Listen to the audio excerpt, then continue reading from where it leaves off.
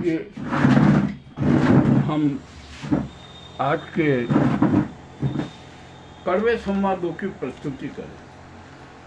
यह संवाद बेहद ही कड़वे हैं। सर्वप्रथम तो हम ये जान लें कि देश के हालात नाजुक हो चुके हैं। बहुआयामी अराजकता विद्यमान है।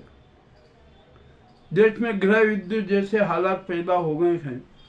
90% जनता जन क्रांति पर आमादा है, क्योंकि ट्रस्ट है, हर तरीके से ट्रस्ट है। और इसका सबसे बड़ा कारण ये गुजराती सरकार है, ये ना मोदी सरकार है। इसने ही देश का बंटाढार किया है, देश की जनता को अपना गुलाम बनाने के लिए बहुत नाटक किए हैं, साथ ही षड्यंत्र रचे। अब इनकी कोई ज़रूरत नहीं है, इनके सारे पाप पुंभ फूट चुके हैं।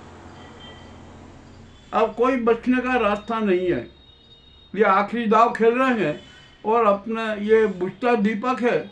आप जानते हैं, हम सब जानते हैं कि बुझता दीपक भपकता बहुत है। तो ये मोदी भी भपके हुए हैं और प्रदेशों में अपने चिंटुओं से, अपने चहेतों से अपने समारोह करवा रहे, रैलियाँ करवा रहे, ये करवा रहे। और कल मध्य प्रदेश में भी आएंगे वहाँ पर वो बदनावर के भैंसुदा में वहाँ मित्र पार्क का उद्घाटन करेंगे, आधारशिला रखेंगे। हम यहाँ पर मोदी जी से और जो मित्र पार्क की स्थापना करने वालों से पूछते हैं कि आप कह रहे हो कि ये है ना वस्त्र उद्योग का हब बनेगा। अरे कैसे बनेगा भाई? मध्य प्रदेश की सारी कपड़ा मिलें तो बंद हैं, तो कपड़ा तो बाहर से आएगा ना। यदि ये यहाँ की मिलें चालू होती तो एक बात थी कि चलो भाई मित्र पार्क को यहाँ से कपड़ा मिलेगा, अच्छा कपड़ा मिलेगा, क्वालिटी का मिलेगा, उनके हिसाब से बनेगा। फिर सारी मिलें बंद है। और आप मित्र पार्क बना रहे हो ना, बनाओ, जनता को मूर्ख बनाओ। कितना मूर्ख बनाते हो हम भी ये देखेंगे, हम भी समीक्षा करेंगे। ठीक है, ये तो एक बात है जो कि बड़े मज़ेदार है। और दूसरी बात, कड़वी बात यह है कि मोदी जी की डिग्री फर्जी हो और सुप्रीम कोर्ट ने उनकी डिग्री कैंसिल भी कर दी। जब डिग्री कैंसिल हो गई, इसका मतलब मोदी द्वारा दिया गया चुनाव आयोग का विवरण भी झूठा था। ये झूठ के अपराधी हो गए, झूठ हो गए, गलत शपथ पत्र दे दिया, सब कुछ झूठ कर दिया। तो अब इनको सजा तो मिलेगी और ये सजा होगी 2 साल। इनकी गिरफ्तारी भी हो सकती है और राजनीतिक बैन भी लग सकता है, यह भी हो सकता है। पर अब यहाँ पर आता है कि फर्जी डिग्री का चक्रव्यूह चलाया किसने? तो ये चक्र चलाया मोदी शाह ने। तो मोदी के शाह ने, अमित शाह ने किस प्रकार का षड्यंत्र रचा कि मोदी भी उलझ जाए।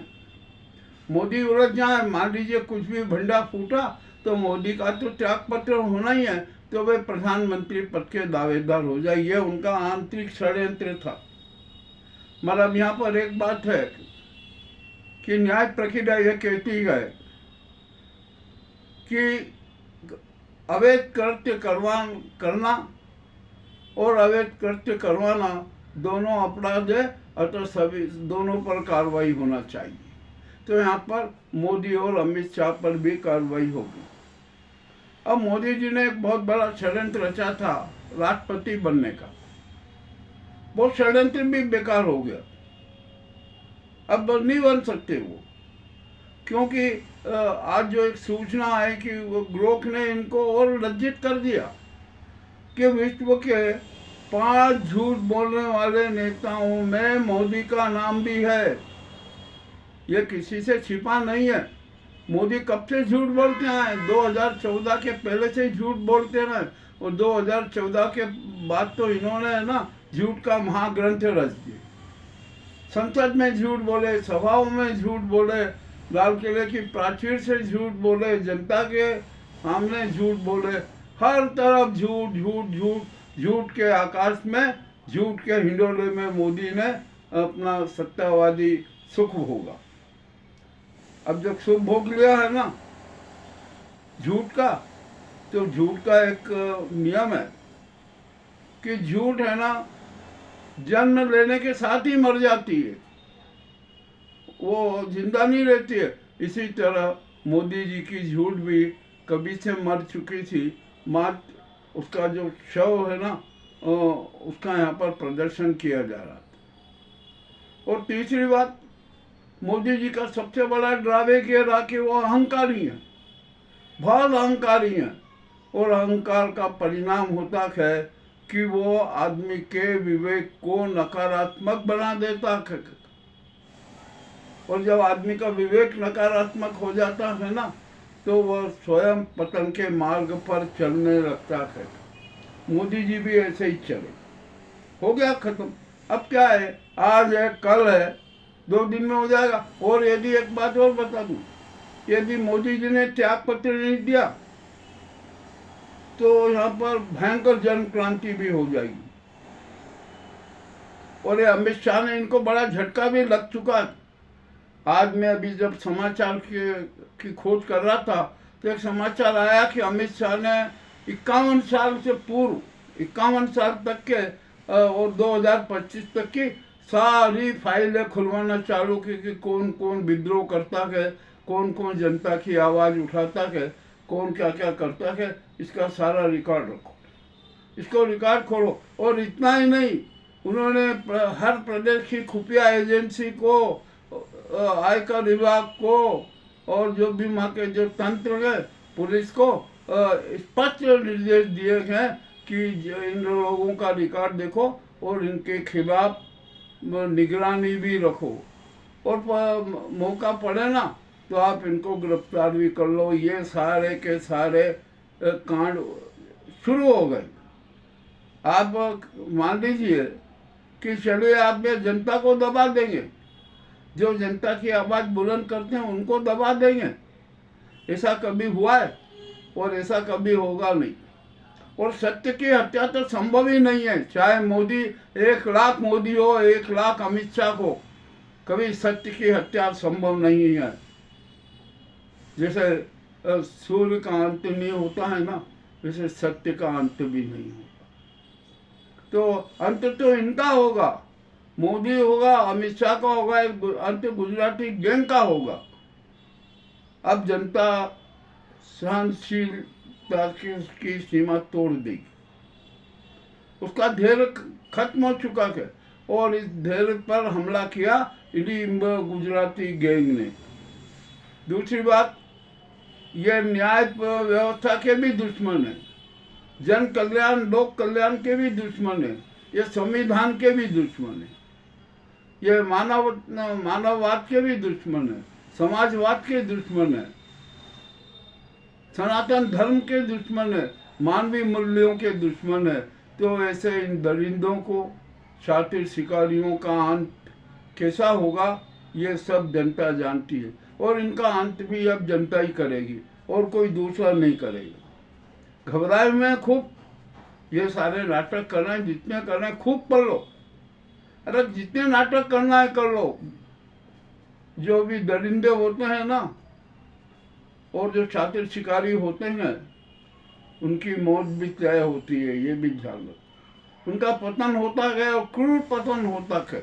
यही हाल नरेंद्र मोदी जी का होने वाला और इस गुजराती गैंग का होने वाला। सारे राज उजागर हो चुके हैं, अब कुछ बाकी नहीं बचा है। आपका कल 17 तारीख है, 17 सितंबर है। कल तक आप इस पद पर बैठे रहिए, कुछ भी करते रहिए और आप तो और 17 को त्याग पत्र छोड़ दीजिए, दे दीजिए, झोला उठाए और चल दीजिए। अब आपकी जरूरत देश को नहीं है, राष्ट्र को नहीं है, समाज को नहीं है। ये मोदी जी के जो काले युग का अंत की घोषणा हो चुकी है। अब सवाल ये आता है कि कल मोदी त्याग पत्र देंगे कि नहीं। यदि दे देते हैं तो वह उनके लिए सुरक्षा कवच हो जाएगा और यदि नहीं देते हैं तो जन क्रांति का सामना करना पड़ेगा। और जन क्रांति इस बार साधारण नहीं होगी। इस बार की जन क्रांति बड़ी भयानक होगी, जिसकी परिकल्पना इस गुजराती गैंग को नहीं है। जनता सड़कों पर उतरेगी और ये जितने भी जो हमारे यहाँ के जो घिनौने चेहरे हैं, दरिंदे हैं, शातिर शिकारी हैं, षड्यंत्रकारी हैं, जो इस गुजराती गैंग के गुलाम हैं, बंधुआ मजदूर हैं, चिंटू हैं, और सबसे ज़्यादा खराब हालत तो मोदी और गोदी मीडिया की भी होने वाली है। उनके भी सारे राज उजागर हो गए। यह स्थिति बनी हुई है। तब देश की जनता ने बहुत सहन किया। तो अब 17 सितंबर को देखते हैं कि भारत नाजी गैंग से आज़ाद, गुजराती गैंग से आज़ाद होता है या नहीं। यदि मोदी ने त्याग पत्र नहीं दिया ना, तो जन क्रांति होगी, सड़कों पर जनता उतरेगी, 90% ये तय है। और त्याग पत्र दे देते हैं तो बहुत ही अच्छी बात है। ये हमारा देश और 90% जनता और भारत इस गुजराती गैंग के साथी षड्यंत्र से आज़ाद हो जाएगा। फिर एक आज़ादी का नया इतिहास शुरू होगा। जनता के राज का सूर्य उदित होगा, संविधान के राज का सूर्य उदित होगा। संविधान ही सर्वोपरि रहेगा, ये गुजराती गैंग जान दे, ये नाजी गैंग भी जान दे कि अब संविधान की सुप्रीमेसी है, कानून की सुप्रीमेसी है। सब कानून के दायरे में, कोई बड़ा छोटा नहीं है। जिसने भी अपराध किए हैं उनको सजा मिलेगी। अब ये मामला बड़ा विचित्र होता जा रहा है। अब देखते हैं हमें। अब ये मुझे मजबूरी में एक ये एपिसोड चढ़ाना पड़ा, जैसे आ रहा है कि मोदी ने संकेत दे दिया त्याग पत्र का। अरे नहीं, ये बहुत इवेंटबाज हैं। ये न जाने कौन कौन से इवेंट करते हैं जनता को मूर्ख बनाने के लिए। तो इनका इवेंट का असली राज, इनके चरित्र का, इनके व्यवहार का असली राज 17 सितंबर को ही आएगा। देखते हैं ये कब त्याग पत्र देते हैं। जैसे ही सूर्य अस्त होता है, वैसे ही इनका भी जो राजनीतिक अस्तित्व अस्त हो जाएगा। देखने क्या होता है।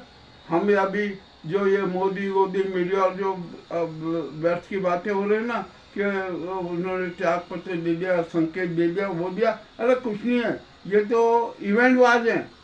ये संकेत देना भी एक इवेंट पैदा करते हैं ताकि जनता की सहानुभूति है। पर अब जनता इनके साथ है नहीं। देश की 90% जनता इनके विरोध में है और ये जन क्रांति होगी। ये भी जन निर्णय है। और राष्ट्रपति जी मुर्मू जी जो महिला है ना, वो बेचारी बहुत परेशान है। उनको तो ऐसा गुजराती गैंग ने अपने हाथों की कठपुतली बना रखा था। वो अपना राष्ट्र धर्म न निभाने पाई, जन धर्म निभाने नहीं पाई, अपना संवैधानिक और प्रजातांत्रिक धर्म तक नहीं निभाने पाई। ये उनकी अपनी मजबूरी थी। अब वो जो मजबूरी है ना, तो मजबूरी में जो जन उपेक्षा का अन्याय हो गया ना, उसकी सज़ा तो उन्हें भी भुगतना पड़ेगी, इसमें कोई शंका नहीं है। चलिए, आज का अभी जो एक जो आवश्यक बातें थी, एक जो कड़वा संवाद प्रस्तुत करना थे, तथ्यों के साथ और साक्ष्यों के साथ प्रस्तुत करना थे, वो हमने किए। अब देखते हैं, हम भी इंतजार कर रहे हैं कल का। हम अभी कुछ भी नहीं कहेंगे। हम तो 17 के शाम को सूर्यास्त के बाद कहेंगे कि क्या हुआ, देश के साथ किसने गद्दारी की, कौन जयचंद है, कौन गद्दार है, कौन इनका गुजराती गैंग का चाटुकार है, कौन इनका संरक्षक है। ये सब कल 17 तारीख के सूर्यास्त के बाद संध्या को स्पष्ट हो जाएगा। जो भी है, जनता के सामने सच रखना जरूरी होता है, वो हम रख रहे हैं। और हमारी आदत है, हम बिना भूमिका के ही सच सबके सामने रख देते हैं। हम भूमिका बनाने में समय बर्बाद नहीं करते। अब हमारा आज का जो विशेष एपिसोड आपको कैसा लगा, आप हमें अवश्य बताएं। बहुत बहुत धन्यवाद।